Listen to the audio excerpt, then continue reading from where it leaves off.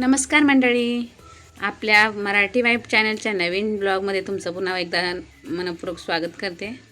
आणि काव्याचे वेकेशन चालू झाले होते आणि काव्या सारखी पाठीमागे लागली होती की कुठंतरी बाहेर घेऊन चल. आता एवढ्या रखरखत्या उन्हामध्ये मी तिला कुठे बाहेर घेऊन जाणार, जेणेकरून तिथे तिला ऊन पण लागणार नाही आणि शॉपिंग पण होईल, एन्जॉयमेंट पण होईल. शिवची आणि काव्याची तर एवढी मस्ती चालली होती मॉल येईपर्यंत. फायनली आम्ही पोहोचलो होतो मॉलच्या बाहेर. मॉल पाहून काव्या एकदम खुश झाली होती, कारण की काव्याला माहीत नव्हतं आम्ही तिला कुठे घेऊन चाललो आहे ते.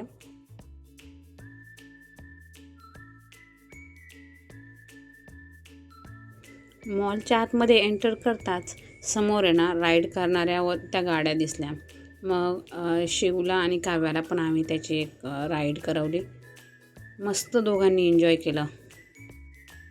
राईड करून झाल्यानंतर शिवगा त्या राईडवरून उतरत नव्हता. नंतर आम्ही पूर्ण मॉल एक्सप्लोअर केला. काव्याला तर खूप मजा येत होती, कारण की तिची वॅकेशनची सुरुवात अशी सुंदर झाली होती. त्यालाही खूप आनंद झाला होता आम्ही त्याला बाहेर आणल्यामुळे. मस्त धावत होता पूर्ण मॉलमध्ये. मग आम्ही थोडी शॉपिंग केली. नंतर काव्याला भूक लागल्यामुळं मग तिला तिथंच बर्गर किंगमध्ये नेलं. तिच्या पसंतीचा बर्गर ऑर्डर केला.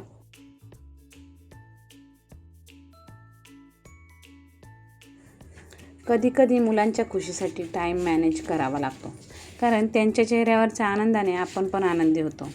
स्कूलला सुट्टी लागली की सगळ्याच मुलांचा त्यांच्या आईबाबांमागे हट्ट चालू असतो की कुठेतरी बाहेर घेऊन चला. तर तुमची मुले तुम्ही बाहेर कुठे घेऊन जाता, मला कमेंटमध्ये नक्की सांगा. मग मी पण त्याच ठिकाणी मुलांना बाहेर घेऊन जाण्याचे ट्राय करेन.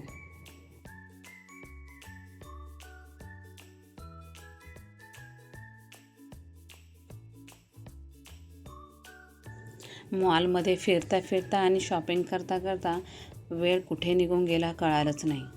बाहेर आलो तर पाहिलं तर अंधार झालेला होता. मग लगेचच आम्ही घरी निघालो. रस्त्याने येताना पाहिलं तर मिनी डिझनीलँडचं प्रदर्शन अजूनही चालूच आहे. चला तर मग, व्हिडिओ आवडला असेल तर व्हिडिओला लाईक शेअर करा बरं फटाफट.